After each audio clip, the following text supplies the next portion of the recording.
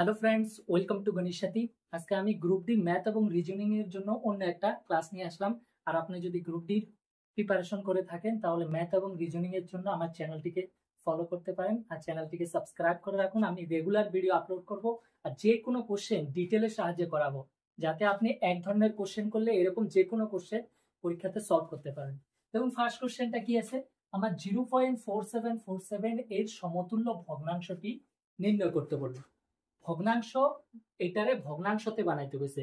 তো পরীক্ষায় কখনো এটা এরকমও আসে 0.47 তার উপরে বার।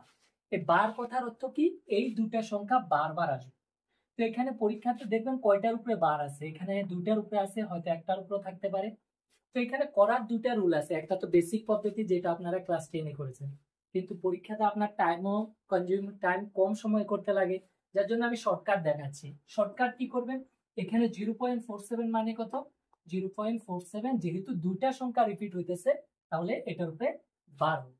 ওকে, তো বার মানে এবার দেখুন কিভাবে এটার আপনি পিকিউ বানাবেন। 47 আছে, 47 আগে যদি সংখ্যা থাকে সেটা মাইনাস করে দেবেন।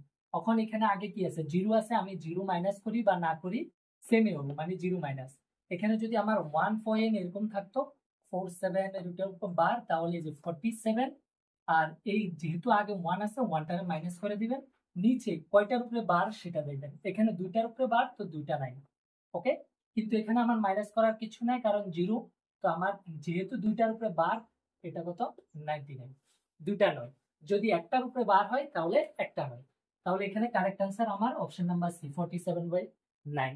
ফর এক্সাম্পল অন্য একটা দেখুন, 0.9 এর উপরে বার দেওয়া আছে, পরীক্ষাতে এরকম আছে, বললো একে পিকিউ আকারে বানাও। পিকিউ আকার মানে ভগ্নাংশতে বানাইতে হয়েছে। এই যে ভগ্নাংশ শব্দটা, সেটা মানে পি বাই কিউ আকারে বানাইতে হয়েছে। পি বাই কিউ আকারে যদি কিছু থাকে তখন সেটা হয় ভগ্নাংশতে। ওকে, তো এরকম এটাকে বানাইতে বললো। তো এখানে কয়টার সংখ্যা রিপিট করছে, একটা, মানে 0.99 বারবার আসবে। তো যেহেতু একটা আপনার 9 তো হবে, একটা সংখ্যা রিপিট করছে, তো নিচেও একটা 9, তো কাটাকাটি করলে 1। তো পরীক্ষাতে যে কোনো, সাপোজ এরকম দেওয়া আছে আপনাকে 3.7 এর উপরে বার দেওয়া আছে, বললো এটাকে পিকু আকারে বানাইতে। তো সেম হবো, যে 37। কিন্তু একটা জিনিস দেখুন, এই পয়েন্টের আগে 3 আছে, তো 3টা মাইনাস করে দেবেন। যেখানে নাই, যেমন এখানে জিরো আছে, তো আমার মাইনাস করার দরকার নেই। আর যদি পয়েন্টের আগে কিছু থাকে সেটা মাইনাস করে দিবেন। আর নিচে একটার উপরে বার হলে একটা 9, যদি দুইটার উপরে বার হয় দুটা 9 নেব। তাহলে এটা যদি মাইনাস করি কত হবো, 34/9 কারেক্ট অ্যান্সার। তাহলে এভাবে যে কোনো যদি আপনার কাছে সংখ্যা দেওয়া থাকে সেটা আপনি ভগ্নাংশকে নির্ণয় করতে পারবেন। ওকে, এবার দেখুন নেক্সট কোশ্চেনটা কি বলা হয়েছে, যদি নিচের সমীকরণে প্লাস এবং মাইনাস বিনিময় করা হয় আর পূরণ এবং ডিভাইডের মধ্যে বিনিময় করা হয়, তাহলে এই যে এক্সপ্রেশনটা দেওয়া আছে সেটার ভ্যালু কত হবে জিজ্ঞাসা করছে। বিনিময় মানে এক্সচেঞ্জ করা, আমি প্লাসের জায়গায় মাইনাস, মাইনাসের জায়গায় প্লাস লিখবো, আর পূরণের জায়গায় ডিভাইড, ডিভাইডের জায়গায় পূরণ লিখবো। ওকে, তো ইকুয়েশনটা প্রথম আমার 8 আছে, এখানে মাইনাসের জায়গায় প্লাস 13, প্লাসের জায়গায় মাইনাস 18, ডিভাইডের জায়গায় পূরণ 9, পূরণের জায়গায় ডিভাইড 3। ওকে, তো এবার সলভ করার একটা পদ্ধতি আছে। পদ্ধতিটা কি, আপনি কোনটা আগে করবেন, এখানে প্লাস, পূরণ, মাইনাস, প্লাস সব আছে। তো কি করবেন, এই ধরনের ইকুয়েশন যদি এক্সপ্রেশন থাকে, বদমাশ রুল ব্যবহার করবেন। বদমাশ, বদমাশ রুলে কি বোঝায়, এই যে বি যেটা আছে এখানে, বি মানে ব্র্যাকেট বোঝায়। ব্র্যাকেট তিন ধরনের হয়, একটা ফার্স্ট ব্র্যাকেট, একটা সেকেন্ড ব্র্যাকেট, ওকে, আর একটা থার্ড ব্র্যাকেট। তো যে ব্র্যাকেটটা সবচেয়ে প্রথম ভিতরে ফার্স্ট ব্র্যাকেট হয়, ওটা ভিতরে যেটা থাকে ওটা আগে সলভ করবেন। তো এখানে তো নাই, সেটা এখানে দেখার দরকার নাই। সেকেন্ড হচ্ছে আপনার ও মানে অফ বোঝায়, অফ। আর অফ মানে নরমালি পূরণে, কিন্তু ওটা ডিভাইডের আগে আগে হবো। আর ডি মানে আমার ডিভাইড বোঝায়, ডিভিশন। এম মানে মাল্টিপ্লিকেশন পূরণ, এ মানে এডিশন, এস মানে সাবট্রাকশন বোঝায়। তো সবচেয়ে প্রথমে এদিক থেকে করুন যেটা আগে আসে। তো এখানে তো আমার অফ আর ব্র্যাকেট নাই, এরপরে ডিভাইড থেকে স্টার্ট হয়, তো পূরণের আগে ডিভাইড হবো, তার মানে এটা আগে হবো। 3 দিয়ে 9 এর ডিভাইড করলে কত হবে, 3। ওকে, এরপরে আমার 18 এর সাথে এটা পূরণ। তো পূরণটা প্লাস মাইনাসের আগে হয়, দেখুন এই যে পূরণটা প্লাস মাইনাস থেকে আগে হয়। এখানে 3 আর 18 পূরণ করলে 54 হবো, কিন্তু তার আগে মাইনাস আছে, তাহলে -54। আর এখানে 8 + 13 আছে। ওকে, এবার আপনি যে কোনো দুটারে আগে করতে পারেন সলভ। অ্যাকচুয়ালি আমার প্লাস আর মাইনাসে প্লাস আগে হয়, কিন্তু আপনি যে কোনো দুটা নিয়ে তার সাইনটা দেখা সলভ করতে পারেন। যেমন আমি প্রথম দুইটা যদি সলভ করি, দুইটার আগে প্লাস আছে, কারণ এখানে কিছু নাই মানে প্লাস আছে, তো প্লাসে প্লাসে প্লাস 13 আর এটি কত 21, কিন্তু এখানে বড় সংখ্যার আগে প্লাস তো প্লাস। ওকে, মাইনাস এখানে 54 থেকে 21 যদি দেখুন প্লাসে মাইনাসে মাইনাস মাইনাস হইতেছে, তো মাইনাস করলে এটা কত হয় 3 হয়, 5 থেকে 2 গেলে 3।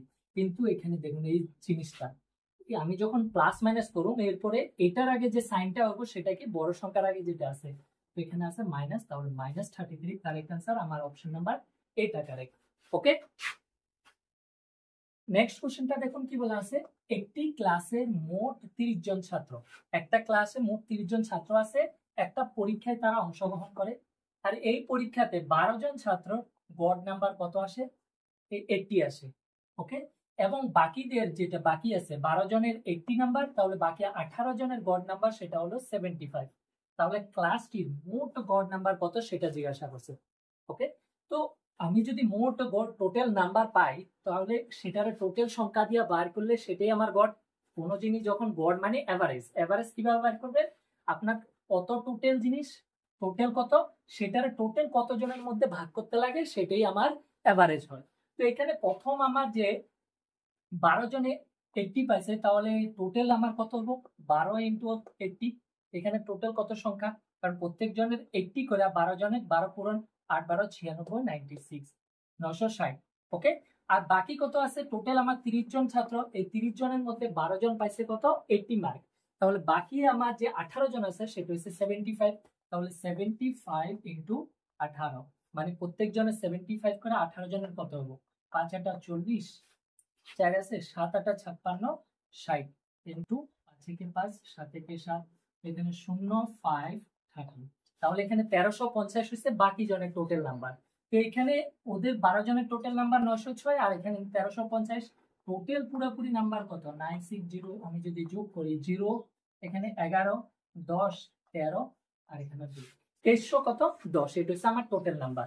তো এবার টোটাল আমার যখন গড় বের করতে লাগে, টোটাল নাম্বারটারে কি করুন টোটাল সংখ্যা দিয়ে ডিভাইড করুন, তো টোটাল নাম্বার আমি 310 পাইছি, এটা কত জনের মধ্যে ভাগ করতে লাগে 30 জনের মধ্যে, তাহলে আমি ক্লাসটার গড় পাবো, তো 30 দিয়া ভাগ, 0 0 ক্যান্সেল, 3 দিয়ে এটা 3 7 21, 2 আছে 21, 3 7 21, তাহলে আমার ক্লাসটার গড়টা কত হবে 77, অপশন নাম্বার ডি টা কারেক্ট।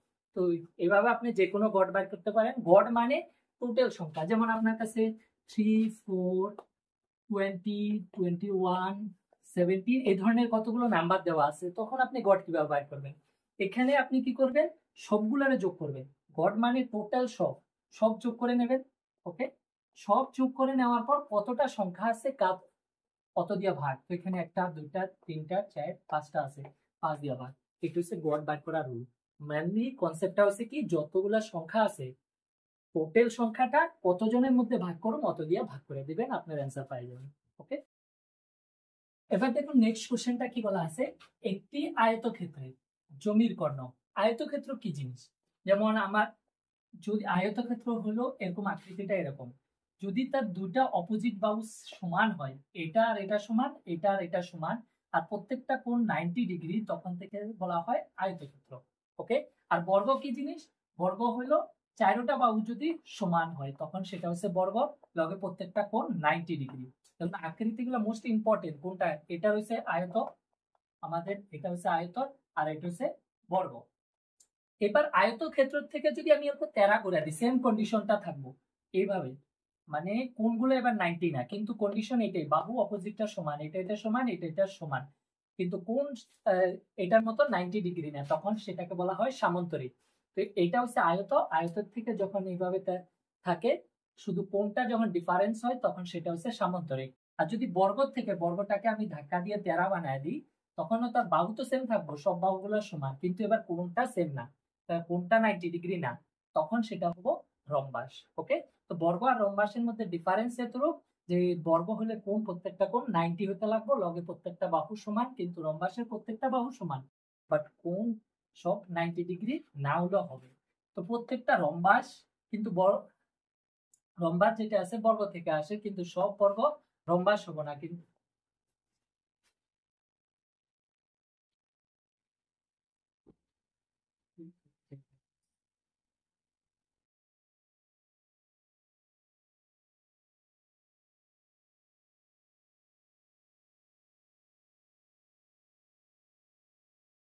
দেখো নেক্সট কোশ্চেনটা কি বলা আছে, একটি আয়তক্ষেত্রের জমির কর্ণ।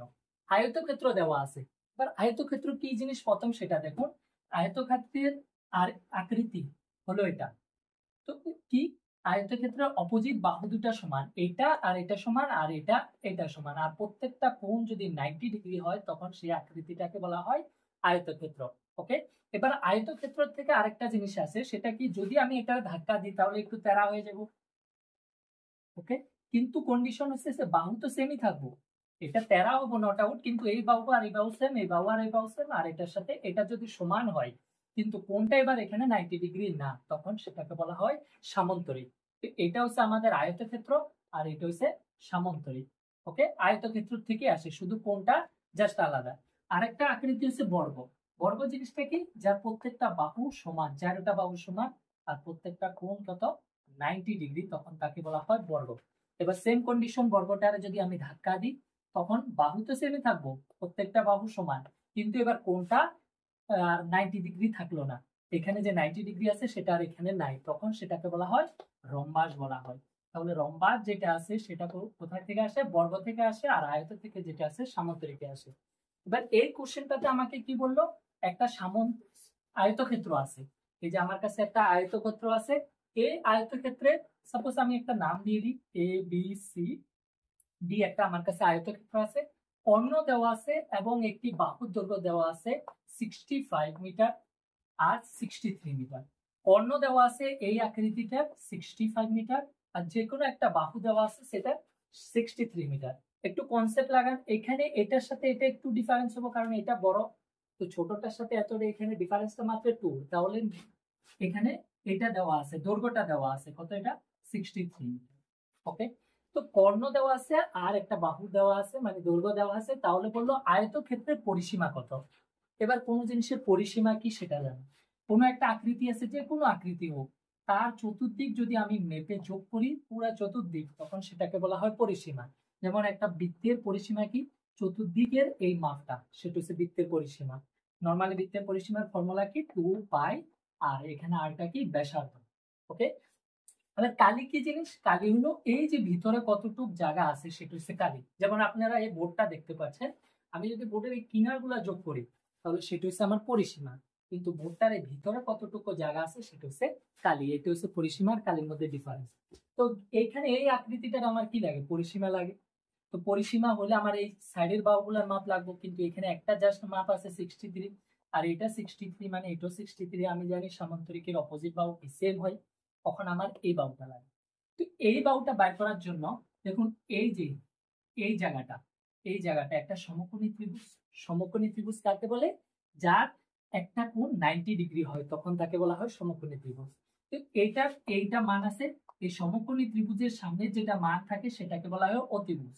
ওকে, তো এখানে আমার নামটা এই যে ত্রিভুজটা এবিসি, আর এটার মান দেওয়া আছে 63। আমার এটা বাই করতে লাগে, যদি এটার মান পাই যায় তাহলে আমি পরিসীমা পাই যাবো। ওকে, তো এই সমকোণী ত্রিভুজের একটা ফর্মুলা আছে, ফর্মুলাটা কি, অতিভুজ স্কোয়ার, এই যে অতিভুজটা square AC square equal to বাকি যে দুইটা বাহু আছে যেই নাম থাকুক বাকি দুইটার স্কোয়ারের যোগফল, AB square plus BC square. Okay, তো অতিভুজটা এখানে আমার কত 65 স্কোয়ার, এই যে 65, আর এবি তো আমার নাই, এক্স স্কোয়ার প্লাস বিসিটা কত 63 স্কোয়ার। আমি যদি স্কোয়ার করি এগুলাকে, আমার এই যে 65 পূরণ করি, 5 5 25, 5 6 30, 32 ইন্টু 5 6 30, 3 আছে 6 6 36, 39, তাহলে 5 2 এখানে 2 4 4 2 2 5। ওকে, এবার আমার এটা তো ভ্যালু পেলাম 4 2 2 5 equal to x square plus এই 63 এর স্কোয়ার হবে। আমি যদি 63 স্কোয়ার করি, 63 3 3 কা 9, 3 6 18, 300 এখানে এটা পূরণ, 3 6 18, 6 6 36, একে 37, তাহলে এটা হইতেছে 9 8 2 16, একে 9 8 9, আর এখানে 3 3 9 6 9। ওকে, তো এটা হচ্ছে 3 9 6 9, এটা হচ্ছে আপনাদের ক্যালকুলেশন, এগুলো নিজে করতে লাগবে। তো এবার দেখুন আমার এখানে কি লাগে, এক্স স্কোয়ারের ভ্যালু লাগে, তো এটা কি হবো, এদিকে আসলে মাইনাস হয়ে যাব, মানে এটা এই সংখ্যাটা এদিকে আসলে এটার থেকে মাইনাস হয়ে যাব, আমি ডাইরেক্ট মাইনাস করে দিই 3969 যদি মাইনাস করি দেখুন 15 থেকে 9 গেলে 6, 11 থেকে 6 গেলে 5, আর এখানে 11 থেকে 9 গেলে 2, তাহলে বাকি 256। তাহলে আমার এক্স স্কোয়ার ইকুয়াল টু কত পেলাম 256। এবার যদি আমি স্কোয়ারটা উঠাই তাহলে সেটা কি রুট হবো, রুট 256।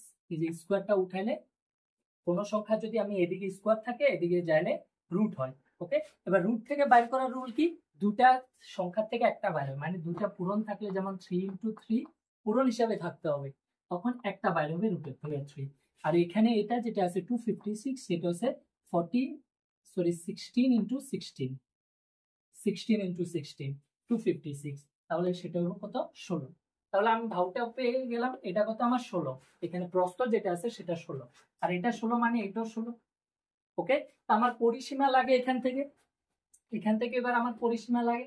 তো পরিসীমাটা কি হয় মাত্র বললাম, সব দিক চতুর্দিক যোগ করে দেওয়া।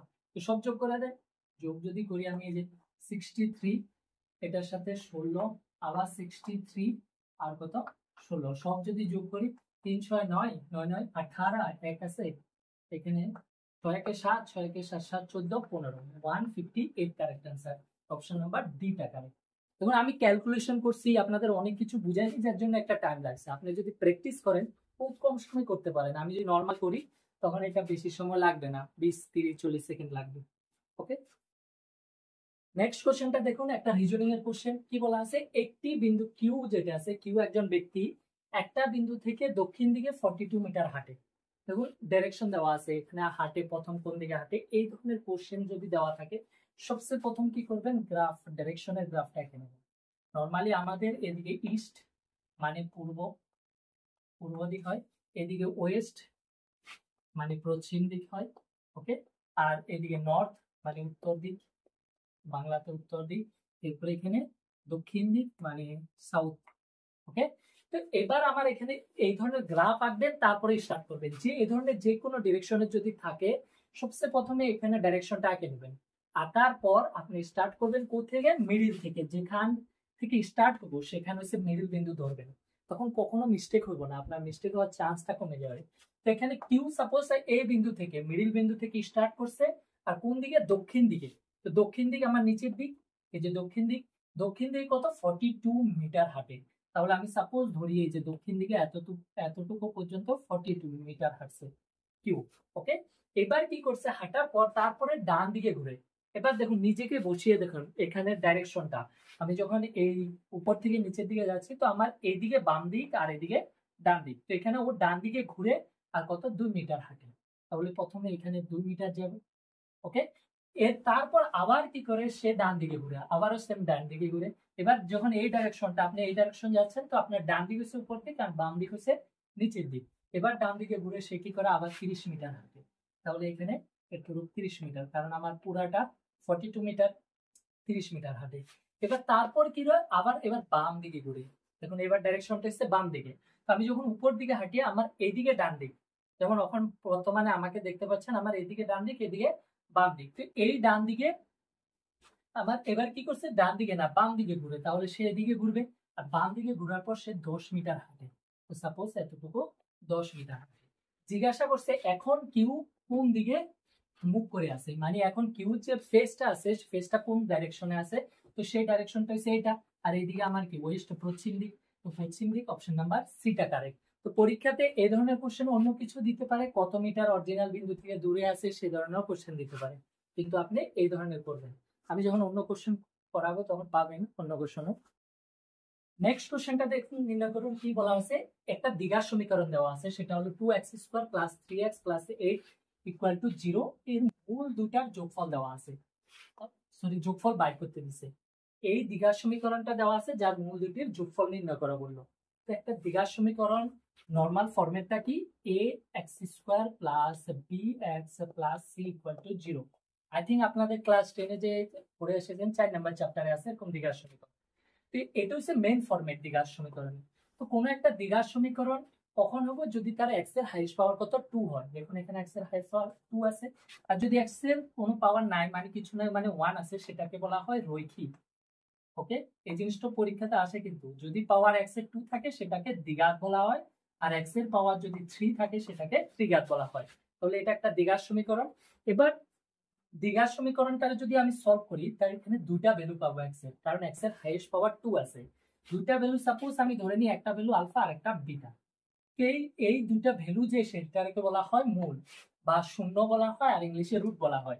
এখানে মূল দুটা যোগফল বাইর করতে দিছে, মানে আলফা প্লাস বিটা, যোগফলও লিখতে পারেন। তো আলফা প্লাস বিটার ফর্মুলা যেটা হয় সেটা হচ্ছে -b/a। খুব ইম্পর্টেন্ট, এটাই দ্বিঘাত সমীকরণ থেকে আপনাদের পরীক্ষাতে একটা কোশ্চেন আসবে। তো এই জিনিসগুলো আপনার শিখতে হবে। আলফা প্লাস বিটা মানে যোগফলটা, সেটা কি -b/a, আর আলফা বিটা মানে পূরণফল, সেটা হচ্ছে c/a। ওকে, তো এখানে এটা c/a। এই ইকুয়েশনটার সাথে যদি আমি কম্পেয়ার করি, এই ইকুয়েশনটার সাথে, তো আমার কি বের করতে দিছে? যোগফল বের করতে দিছে।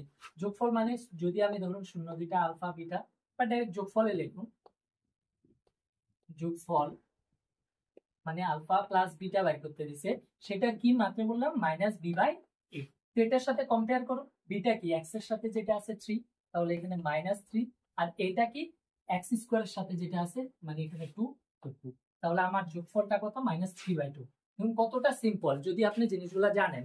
আর যদি পূরণফল বের করতে দিত সেম কোশ্চেনে, মানে আলফা বিটা, তখন কি হতো? c/a হতো। আর সিটা কত আমার এখানে 8, আর এটা কত? 2, তাহলে 2 দিয়ে এটা কাটলে কত? 4, তাহলে অপশন আমার ডি হতো।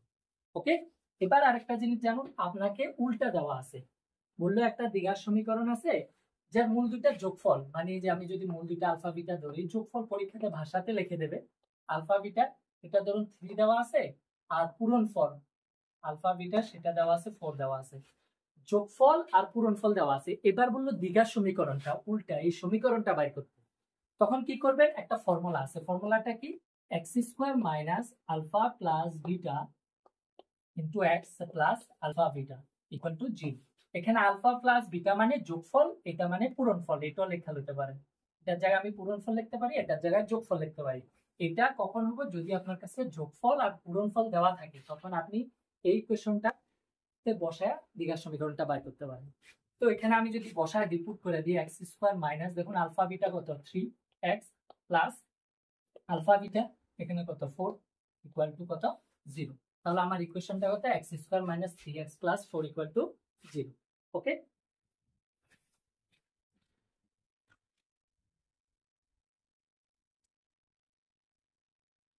নেক্সট আরেকটা কোশ্চেন দেখুন, কোশ্চেনটা খুব ইম্পর্টেন্ট। কি দেওয়া আছে? কে এর কি মানের জন্য নিচের সমীকরণটির মূল দুটি সমান হবে।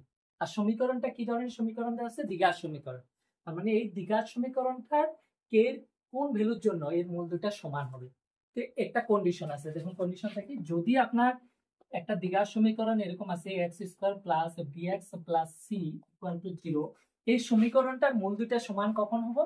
যদি b² - 4ac ইকুয়াল টু 0 হয়। এটা থেকে কিন্তু খুব কোশ্চেন আসে পরীক্ষাতে, b² - 4ac ইকুয়াল টু 0 হয়, তখন সেটা হবে মূল দুইটা সমান, সমান মূল হবো আর বাস্তব হবো।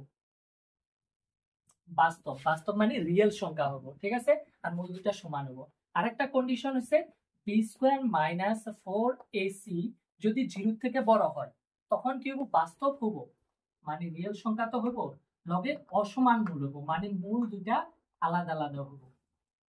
যদি ইকুয়াল টু 0 হয় তখন সমান হবো, আর যদি 0 থেকে বড় হয় মানে সমান না হয়, তখন সেটা হবো অসমান, মানে আমার যে এটা সলভ করলে x এর দুইটা ভ্যালু পাবো সেটা আলাদা আলাদা হবো। আরেকটা কন্ডিশন হচ্ছে এটা b² - 4ac যদি 0 থেকে ছোট হয়, তখন কোনো বাস্তব মূল থাকবে না, কাল্পনিক,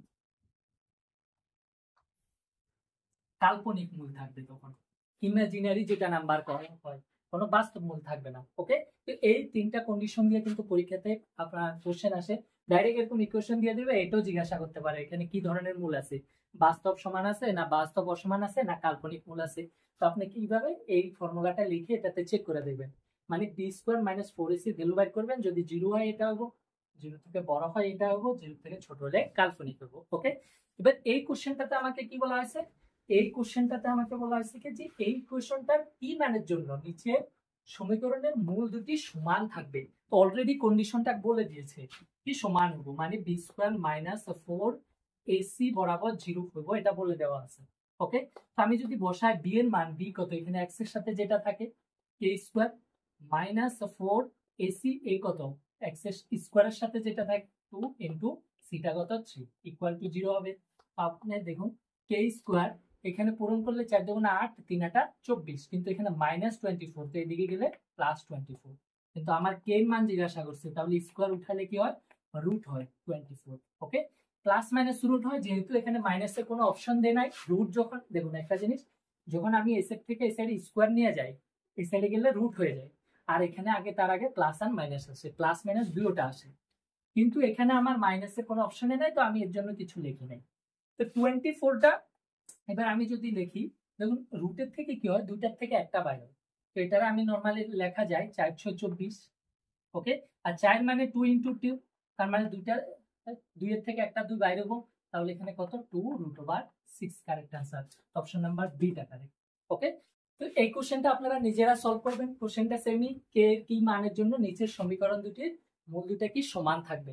তো কন্ডিশনটা কি, ইকুয়েশনটা দেওয়া আছে, দ্বিঘাত সমীকরণটা কে এক্স স্কোয়ার মাইনাস টোয়াইস কে, দেখুন 2kx প্লাস 6 ইকুয়াল টু 0। দেখেন কে এর কোন ভ্যালুর জন্য এটা কি হবো, সমান থাকবো, মাত্রে করাইছি, এটা আপনারা অ্যান্সারটা বাইর করে কমেন্ট সেকশনে দেবেন, আর না পারলে আমি অন্য ভিডিওতে করিয়ে দেবো অপশন কোনটা হবে কারেক্ট। তো আজকে এতটুকু, আর যদি আপনি গ্রুপ ডি প্রিপারেশন করছেন, তো ডিটেলের সাহায্যে ম্যাথ এবং রিজনিং কমপ্লিট প্রিপারেশন আমার এখানে করতে পারবেন, আমি রেগুলার ভিডিও আপলোড করব, আর প্রত্যেকটা কোশ্চেনের সাথে পুরা ডিটেলস বুঝিয়ে দেবো, যাতে একটা কোশ্চেনের সাথে যে এই ধরনের যে কোনো কোশ্চেন আসলে আপনি করতে পারেন, তাই চ্যানেলটিকে সাবস্ক্রাইব করে রাখুন। তো আজকে এতটুকু, দেখা হবে অন্য ভিডিও। থ্যাংক ইউ দেখার জন্য।